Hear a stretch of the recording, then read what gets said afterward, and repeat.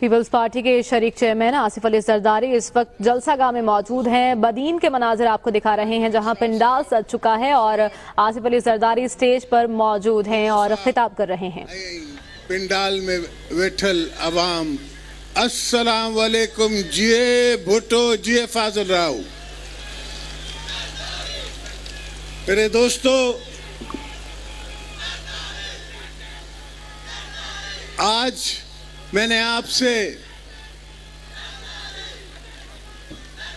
फाजल राव की धरती पे खड़े होके ये बात करनी है कि तब गरीब का क्या आलम था और अब आज गरीब का क्या आलम है।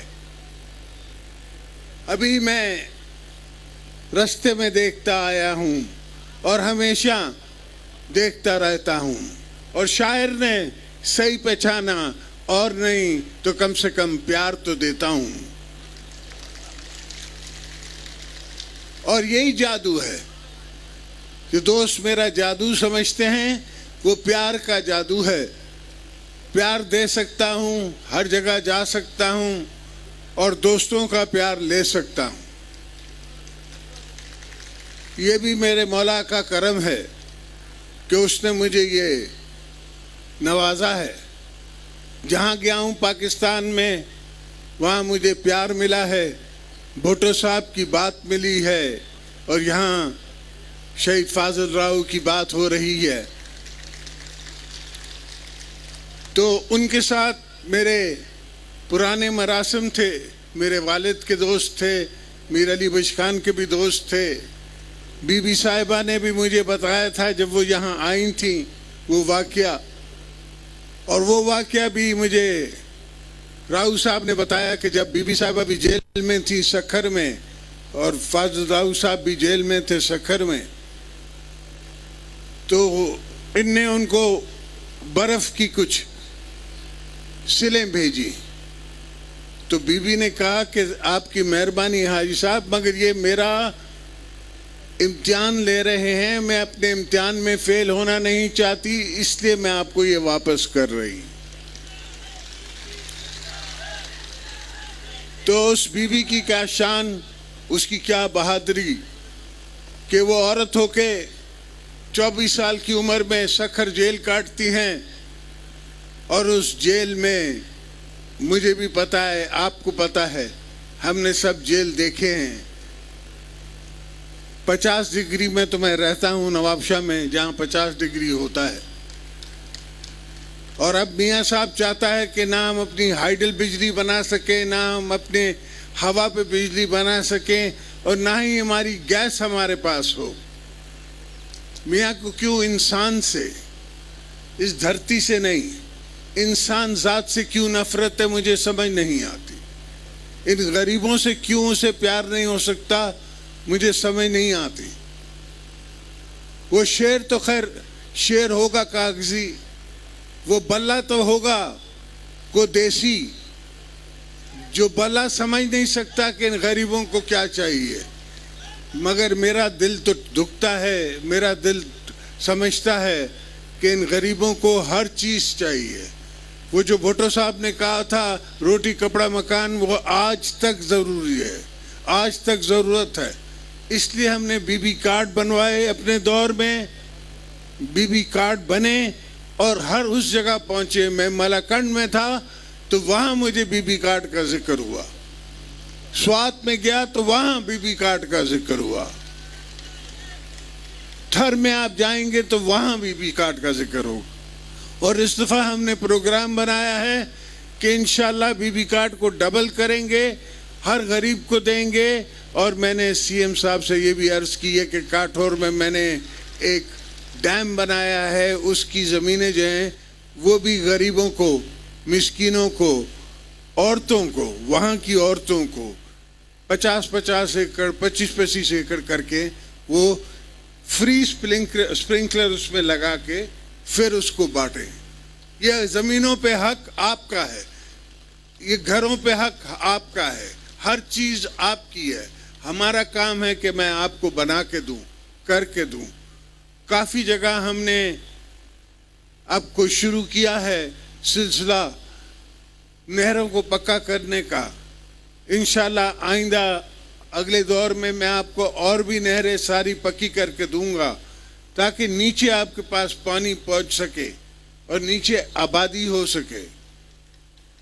जो रूरल इकोनॉमी है, जो गांव की इकोनॉमी है, मियां साहब ने उसका कभी सोचा ही नहीं है। उसको यही नहीं समझ आती कि 70% आदमी, 70% पाकिस्तान का इंसान जो है वो रूरल इकोनॉमी पे बेस करता है। चाहे वो लाहौर में रहता हो, पिंडी में रहता हो, हैदराबाद में रहता हो, सक्खर में रहता हो, मगर उसका बेस जो है रूरल इकोनॉमी से उठता है। इसको ये बात समझ ही नहीं आती। ये सवाए अपने रिश्तेदारों के, अपने जितने भी इनने सी पैक में प्रोजेक्ट्स बनाए हैं वो इक्विटी पे 18% रिटर्न दे रहे हैं, और ये सारे प्रोजेक्ट्स इनके अपने हैं, कोई प्रोजेक्ट किसी और का नहीं है। हालांकि इनको सी पैक का कॉन्सेप्ट समझ नहीं आ रहा। सी पैक बलूचिस्तान के लिए और केपीके के लिए, उनके लिए बनाया गया है, जहां से इनसिक्योरिटी है, जहां अगर हमने नहीं ओनरशिप ली, अगर हमने लोगों को अपना नहीं किया तो पाकिस्तान को नुकसान हो सकता है। मगर इनको पाकिस्तान का नुकसान हो या ना हो, इनको अपने नफे और नुकसान की बात समझ आती है। तो मैं आज भी कहता हूं कि मियां साहब, अब तो जजों ने कह दिया है, अब जिसे कहते हैं कि अब आपको जाना पड़ेगा, चाहे आज जाएं, 15 दिन बाद जाएं, 2 महीने बाद जाएं, 3 महीने बाद जाएं। मैं समझ रहा हूं कि आप क्या कर रहे हैं। आप मार्च का इंतजार कर रहे हैं ताकि मार्च में आप सेनेट ले सके। आप फिक्र न करें, मैं आपको सेनेट भी नहीं लेने दूंगा, इतने आप कंफर्टेबल ना हो। पहले भी मैंने आपसे सेनेट लिया है और इंशाल्लाह इस दफा भी आपसे सेनेट हम लेंगे। हम सेनेट में आपका मुकाबला करेंगे। फिर मेरे मौला ने चाहा तो सेनेट भी आपसे लेंगे और नेशनल असेंबली भी रहेंगे, और इंशाल्लाह फिर राज करेगी अवाम, फिर राज करेगी पाकिस्तान की अवाम। ये अवाम का मुल्क है, ये इनका हक है। और मेरे दोस्त जो अंदर नहीं आ सके हैं, मैंने राव साहब से कहा था कि बड़ा जलसा कर दें, लोगों को आने दें, पर इन्हें का असर गर्मी बहुत है, दूसरी दफा चलें। मगर उनके आने का बहुत शुक्रिया। मेरे भाई जो दोस्त बाहर खड़े हैं, उनके लिए मैं कहूँगा कि आपकी बहुत ज़्यादा बड़ी मेहरबानी, इसलिए कि आप गर्मी में खड़े हो। मैं तो फिर भी कुछ बेहतर था मौसम में हूँ, और यहाँ अंदर बैठे वाले दोस्त भी हालांकि गर्मी में हैं, मगर कुछ कम गर्मी में। मगर हम माड़ूड़े, हम सिंधु धरती के लोग, हम गर्मी के लिए बने हुए हैं। ये गर्मी हमारे साथ की है। हमारी माँओं ने हमें मेट से नहलाया है बचपन से, तो हम जानते हैं धरती को।